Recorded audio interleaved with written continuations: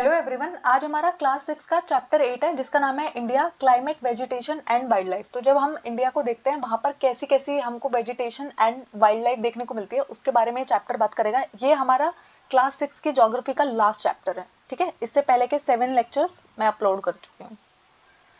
तो वेदर का मतलब क्या होता है? तो जब आप वेदर की बात कर रहे होते हैं इसका मतलब होता है डे टू डे के चेंज में जो चेंज है उसकी बात कर रहे हैं। यानी कि अगर आप कह रहे हो अचानक से सोचो आज दिल्ली में बारिश हो रही है, ठीक है, तो अगर हम आज की बात कर रहे हैं तो हम वहां के वेदर की बात कर रहे हैं, ठीक है। तो इसमें क्या क्या आता है, आज का टेम्परेचर क्या रहा, आज का सबसे हाई टेम्परेचर क्या रहा, सबसे लो टेम्परेचर क्या रहा, एवरेज टेम्परेचर क्या रहा, बारिश निकली हुई थी या फिर धूप निकली हुई थी, ठीक है, गर्मी हो रही थी कि ठंड हो रही थी, हवा चल रही थी कि शांत था, ठीक है। ये सारी बातें जब आप कर रहे हो, ठीक है, तो इसकी बात जब हम कर रहे हैं तो हम किसकी बात कर रहे हैं? हम वेदर की बात कर रहे हैं। और क्लाइमेट क्या होता है? क्लाइमेट का मतलब होता है, सोचो अगर आपसे कोई राजस्थान का नाम लेता है आपके सामने या फिर कश्मीर का नाम लेता है, तो आपको अगर ये राजस्थान का नाम लेते ही आपके दिमाग में आता है वहां तो बहुत गर्मी पड़ती है। अब ऐसा तो नहीं होता होगा कि राजस्थान में हमेशा ही गर्मी पड़ती है, पर मैक्सिमम टाइम वहां पर 20-25 साल से क्या ही होता है, गर्मी पड़ती है। इससे पहले भी वहां गर्मी पड़ती थी, लेकिन जब हम एक 20-25 साल से वहां का वेदर कैसा है उसकी बात कर रहे होते हैं तो उसको हम कहते हैं क्लाइमेट, ठीक है। तो कश्मीर का जब नाम हम सुनते हैं तो हमें लगता है कि यार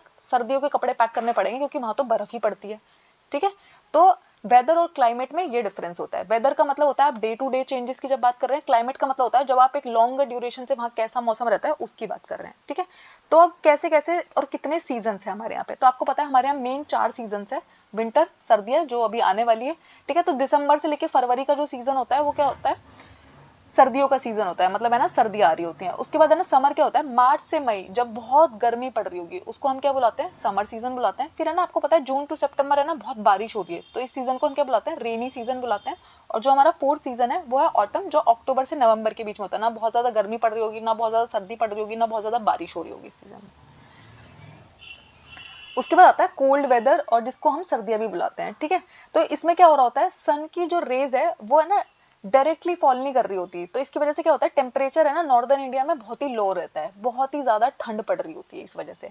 अब जब गर्मी आ जाती है तो क्या होता है, अब सन की रेज जो है वो डायरेक्टली फॉल कर रही होगी, इसकी वजह से क्या होगा, टेम्परेचर बहुत हाई रहता है और बहुत गर्म और सूखी हवाएं चलती है, जिनको हम क्या बुलाते हैं? लू। आपने अगर आप नॉर्दर्न इंडिया में रहते हो ना तो आपको पता होगा ना, अगर आप मई जून में बाहर जा रहे हैं, जून जुलाई में बाहर जा रहे हैं, तो आपके घर वाले आपको बोलते हैं लू लग जाएगी। तो लू है ना एक टाइप की विंड है जो आपकी तबियत खराब करने तक की पावर रखती है। क्यों? क्योंकि वो बहुत ही ड्राई विंड है, ठीक है। उसके बाद आता है साउथ वेस्ट मानसून सीजन, जिसको हम रेनी सीजन कहते हैं, ठीक है। तो जैसे ही मानसून के सीजन की शुरुआत होती है तो ये सीजन आ जाता है, ठीक है। तो अरेबियन सी से जो हवा चलती है, ठीक है, और बे ऑफ बंगाल की तरफ आके जब वो बारिश करवा देती है अपने साथ, वो हवा क्या लगती है, बहुत सारा मॉइस्चर लेके आती है, बारिश होनी शुरू हो जाती है।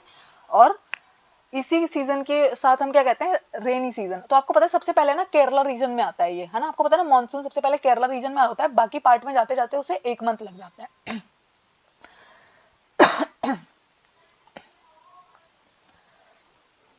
उसके बाद आता है सीजन ऑफ रिट्रीटिंग मानसून और ऑटम। तो इस सीजन में क्या हो रहा है, यानी कि हल्की हल्की बारिश हो रही होगी, ठीक है। स्पेशली तमिलनाडु और आंध्र प्रदेश का जो रीजन होगा ना वहां पे बारिश हो रही होती है इस टाइम। अब देखो मैंने आपको बताया था कि क्लाइमेट क्या होता है, मैंने आपको पहले एक्सप्लेन किया ना। जब हम एवरेज वेदर कंडीशन की बात कर रहे होते हैं, बहुत लंबे ड्यूरेशन की बात कर रहे होते हैं, आज से 20-25 साल से किसी जगह का वेदर कैसा है, जब हम उसकी बात कर रहे हैं तो यानी कि हम क्लाइमेट की बात कर रहे हैं। और डे टू डे दिल्ली में आज बारिश हो रही है, गर्मी हो रही है, धूप निकली हुई है, जब हम ये बातें कर रहे हैं तो इसका मतलब हम किसकी बात कर रहे हैं? वेदर की बात कर रहे हैं, ठीक है। तो इंडिया का जो मोस्टली क्लाइमेट है उसको मैं ना मॉनसून में टाइप में गिनते हैं, ठीक है। और मॉनसून का मतलब क्या है? तो मॉनसून जो वर्ड है ये एक अरेबिक वर्ड है जो मौसम से आया है, जिसका मतलब होता है सीजन, ठीक है। उसके बाद जो होता है, अब किसी किसी जगह का जो क्लाइमेट है वो किस बातों पे डिपेंड करता है, तो वो जगह कहाँ पे है, लोकेशन कहाँ पे। अगर आप साउथ पोल की बात कर रहे हो तो वहां पे बहुत ज्यादा बर्फ पड़ रही होगी ना, ठीक है, तो वहां की लोकेशन क्या है, एल्टीट्यूड क्या है, वो कितनी हाइट पे है, ठीक है, उसका डिस्टेंस से कितना दूर है, ठीक है, सी से वो कितना दूर है, ठीक है। तो इसके बेसिस पे जब आप बात कर रहे होते हैं, ठीक है, वहां के इन्वायरमेंट कैसा है, तो आपको पता है राजस्थान में अब वहां पर क्या है, वहां पे पेड़ बहुत कम है, तो ऑब्वियसली सी बात है ना, कहीं पे पेड़ बहुत कम है तो वहां पे बारिश बहुत कम होगी, ठीक है। अब जैसे आप कुछ ऐसे रीजन्स को देखोगे, जो पूरा नॉर्थ ईस्ट बेल्ट है वहां पे है ना बहुत ज्यादा जंगल है, ठीक है, तो वहां पे क्या होता है, बहुत ज्यादा बारिश हो रही होती है। क्यों? क्योंकि जो पेड़ होते हैं वो क्या होता है, बहुत ज्यादा ट्रांसपिरेशन के थ्रू वाटर लॉस करते हैं, ठीक है, हवा चल रही होती है, तो इसकी वजह से ना वहाँ पे बहुत फ्रीक्वेंटली बारिश आती रहती है। तो बहुत सारी चीजों पे डिपेंड करता है ना, कितनी पहाड़ी पर है, अब जैसे मेघालय का मौसिनराम जो जगह है, वहाँ पे क्या होता है, वर्ल्ड की हाईएस्ट रेनफॉल, यानी कि दुनिया की सबसे ज़्यादा बारिश कहाँ पे पड़ती है, मौसिनराम मेघालय में। तो आपको है ना याद होना चाहिए, आपको पता है बहुत ज़्यादा बार एग्जाम में पूछा जाता है। जब आप स्कूल में होंगे 6th क्लास में, आपसे तब भी ये क्वेश्चन पूछा गया होगा, अभी भी पूछा जाता है कि वर्ल्ड की हाईएस्ट बारिश कहाँ पर होती है, तो मौसिनराम जो मेघालय में लाई करता है। लेकिन जैसलमेर राजस्थान में ऐसे ऐसे एरिया है जहाँ पूरे पूरे साल बारिश नहीं आती है। अब बात हो रही है नेचुरल वेजिटेशन की, ठीक है। तो नेचुरल वेजिटेशन का मतलब होता है ऐसे पेड़ पौधे जो नेचर ने हमें दिए हैं, ठीक है, नेचर हमने उनको नहीं उगाया था, नेचर ने हमें दिया है उनको, ठीक है। तो उनको हम नेचुरल वेजिटेशन कहते हैं। जैसे आपके घर पे है ना, आपने गार्डन लगा रखा है, आपने प्लांट्स लगा रखा है, तो वो नेचुरल वेजिटेशन नहीं है ना, नेचर ने जरूर प्लांट्स को बना रखा है लेकिन वो तो आपने लगाए हैं, ठीक है। तो फॉरेस्ट अब हमारे लिए जरूरी क्यों है, तो अगर हम है ना नेचुरल वेजिटेशन में आते कौन कौन है, ग्रासेस यानी कि घास, शर्ब्स यानी कि जो बहुत बड़े पेड़ भी नहीं होते, बहुत छोटे पेड़ भी नहीं होते, जिनकी मिडिल हाइट होती है, उनको हम शर्ब्स बुलाते हैं, और ट्रीज जो बहुत बड़े बड़े पेड़ होते हैं, ठीक है, ये सब नेचुरल वेजिटेशन का पार्ट होता है, ठीक है। ह्यूमन बींग्स की मदद के बिना ये लोग उग जाते हैं। उसके बाद है ना, फॉरेस्ट हमारे लिए जरूरी क्यों है, ठीक है, ये क्वेश्चन उन्होंने पूछा है। तो फॉरेस्ट जो होता है वो हमारे लिए बहुत ही यूजफुल है, क्यों, क्योंकि वो बहुत सारे फंक्शन परफॉर्म करता है। आपको पता है फॉरेस्ट में ना बहुत सारे पेड़ है, पेड़ क्या करते हैं, ऑक्सीजन रिलीज करते हैं। अगर ऑक्सीजन नहीं होगी इस प्लैनेट पे तो हम ब्रीथ कैसे करेंगे, ठीक है। ऊपर से कार्बन डाइऑक्साइड जो हमारे प्लैनेट के लिए बहुत ही नुकसान देती है, उसको वो एब्जॉर्ब कर लेते हैं, ठीक है। उसके बाद क्या करते हैं प्लांट्स, वो है ना सोइल को होल्ड करके रखते हैं। आपको पता है राजस्थान में इतनी रेत क्यों उड़ती है, क्योंकि वहाँ पे प्लांट्स ही बहुत कम है, तो सोइल को होल्ड करने के लिए कोई है ही नहीं, इतने कम प्लांट्स है, वो सोइल को ठीक से होल्ड नहीं कर पाते हैं, ठीक है। तो क्या होता है, सोइल इरोजन इसकी वजह से नहीं होता, यानी कि ना आपको पता है ना रेत तो आराम से इधर से उधर उड़ रहा होता है, ठीक है। अब उसके बाद वो क्या करते हैं, अगर आपके घर पे फर्नीचर है तो वो लकड़ी से बना होता है। हमें कहाँ से मिलती है लकड़ी, पेड़ों से मिलती है, ठीक है। आपके घर पे अगर चूल्हा जलता है, आपके घर पे है ना, वो किसके, हमें वहां पे जो लकड़ी आ रही है वो कहाँ से मिलती है, वो भी पेड़ों से मिलती है, ठीक है। अगर आप अपने जानवरों को चराने के लिए घास कहाँ से लेके आते हो, ठीक है, medicinal plants, herbs, lac, honey, gum, ये सारे वो प्रोडक्ट्स हैं जो हमें जंगलों से मिल रहे होते हैं, ठीक है। इसलिए फॉरेस्ट हमारे लिए बहुत नेसेसरी है। रीजंस हमें पता होना चाहिए। सोचो वो ये पॉइंट्स आपको लिख के दे दे, वो पूछे कि फॉरेस्ट इस वजह से जरूरी है कि नहीं, तो आपको पता होना चाहिए ना कि हाँ ये सारी चीजें हमें फॉरेस्ट की वजह से मिलती है। उसके बाद आता है वाइल्ड लाइफ। तो अगर आप है ना जंगलों में गए हो तो ऐसा तो है नहीं वहाँ पे सिर्फ पौधे रहते हैं, वहाँ पे बहुत सारे जानवर भी रहते हैं ना। तो अगर आप टाइगर की बात करोगे, ठीक है, तो टाइगर हमारा नेशनल एनिमल है। तो जो गिर फॉरेस्ट है वहाँ पे ना बहुत सारे एशियाटिक लायंस रहते हैं, ठीक है। उसके बाद है ना एलिफेंट की अगर आप बात करोगे, और एक सींग वाले राइनोसेरोस की अगर आप बात करोगे, तो वो कहाँ पे मिलते हैं, आपको असम में मिलते हैं, ठीक है। एलिफेंट आपको केरला और कर्नाटका के रीजन में भी मिलते हैं। और अगर आप कैमल की बात कर रहे हो, ठीक है, तो वो आपको ग्रेट इंडियन डेजर्ट यानी कि राजस्थान के रीजन में आपको बहुत सारे मिलेंगे। और आपको पता है ना कि कैमल को रेगिस्तान का जहाज भी कहा जाता है ना। उसके बाद है ना वाइल्ड एस, जंगली गधा, ये आपको कहाँ मिलता है, रन ऑफ कच्छ में देखने को मिलता है, ठीक है। उसके बाद है ना wild goat, snow leopards, bears, ये सारे वो एनिमल्स हैं जो हमको हिमालयन रीजन में देखने को मिलते हैं, ठीक है। तो जैसे अगर आप राजस्थान गए हैं तो आपको वहाँ पे बहुत सारे ऊंट दिखाई देंगे, ठीक है। अगर आप असम गए तो आपको वहाँ पे हाथी और एक सींग वाला गैंडा दिखाई देगा, ठीक है। उसके बाद अगर आप गिर फॉरेस्ट में गए वहाँ पे ना आपको एशियाटिक लायंस दिखाई देंगे, ठीक है।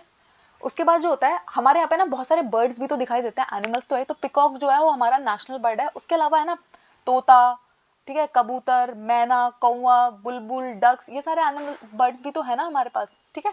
तो उसके अलावा है ना बहुत सारी स्नेक्स की स्पीसीज भी देखने को मिलते हैं। और कोबरा और क्रेट वो स्पीसीज है ना जो बहुत ही आराम से, कोबरा सांप का नाम तो आपने बहुत बार सुना होगा, ठीक है। अब क्या हो रहा है, हम है ना फॉरेस्ट को बहुत ज्यादा नुकसान पहुंचाने लगे हैं। हम क्या करते हैं, घर बनाने के लिए, रोड्स बनाने के लिए जंगलों को साफ करते जा रहे हैं, कट करते जा रहे हैं। उसकी वजह से क्या होता है, उसके अलावा लोग क्या करते हैं, शिकार करते हैं, हंटिंग करते हैं। उसकी वजह से ना वाइल्ड लाइफ जो है वो बहुत ज्यादा डिस्ट्रॉय हो रही है, ठीक है। बहुत सारी स्पीसीज तो एक्सटिंक्ट हो गई है, खत्म हो गई है, और बहुत सारी स्पीसीज ऐसी सिचुएशन में है कि वो भी खत्म हो जाएगी, ठीक है। तो उनको प्रोटेक्ट करने के लिए हम क्या करते हैं, गवर्नमेंट आजकल क्या बनाती है, नेशनल पार्क बनाती है, सेंचुरीज बनाती है, बायोस्फीयर रिजर्व बनाती है। ये वो वाले रीजन्स होते हैं जहाँ पे ना आप एनिमल्स को हंट नहीं कर सकते, प्लांट्स को कट नहीं कर सकते, ठीक है। और इनके कंजर्वेशन पे बहुत ध्यान दिया जाता है, ठीक है। गवर्नमेंट ऑफ इंडिया ने है ना प्रोजेक्ट टाइगर और प्रोजेक्ट एलिफेंट भी स्टार्ट किए थे इन एनिमल्स को प्रोटेक्ट करने। तो आपको पता है एक बार है ना टाइगर की पॉपुलेशन इतनी कम रह गई थी, इतनी कम रह गई थी, तो गवर्नमेंट को है ना प्रोजेक्ट टाइगर लॉन्च करना पड़ा। ऐसे उन्हें एलिफेंट्स की भी बहुत ज्यादा पोचिंग हो रही थी। आपको पता है ना जो एलिफेंट के दांत होते हैं बाहर, जो उसके दो दांत दिख रहे होते हैं जिनको हम टस्क बुलाते हैं इंग्लिश में, उनके लिए ना एनिमल को बहुत ज्यादा हंट किया जा रहा था, एलिफेंट को बहुत ज्यादा हंट किया जा रहा था। तो उसको प्रोटेक्ट करने के लिए भी प्रोजेक्ट एलिफेंट चला गया। अब आते हैं माइग्रेटरी बर्ड्स। माइग्रेटरी बर्ड का मतलब होता है जैसे कोई जगह है वहाँ पे ना बहुत ज़्यादा बर्फ पड़ रही है, ठीक है, मौसम ऐसा हो गया कि वो बर्ड है ना वहाँ पे सर्वाइव नहीं कर पाएगा। तो आपको पता है इंडिया में ना बहुत सारी जगहों पे फ्लेमिंगो, ऑस्प्री, लिटिल स्टिंट, ये सारे लोग क्या करते हैं विंटर सीजन में है ना अपनी कंट्री से वहाँ से उड़ के क्या करते हैं इंडिया में आ जाते हैं, इंडिया में रह रहे होते हैं बहुत टाइम तक, और जैसे ही उनके यहाँ पे वो अनफेवरेबल सिचुएशन खत्म हो जाती है वो वापस वहाँ चले जाते हैं। तो इसलिए इनको हम क्या बुलाते हैं, माइग्रेटरी बर्ड। माइग्रेशन का मतलब ये होता है ना कि एक जगह से दूसरी जगह जाना, ठीक है, माइग्रेट करना। थैंक यू, आई होप आपको इस चैप्टर में कोई डाउट नहीं है। इसके साथ हमारी 6th क्लास की ज्योग्राफी कंप्लीट हो गई है। बाकी के चैप्टर्स मैंने प्लेलिस्ट में अपडेट कर रखे हैं, ठीक है, आप वहाँ से देख सकते हैं। और अगर आपको कोई भी डाउट है वो मुझसे कमेंट सेक्शन में पूछेंगे।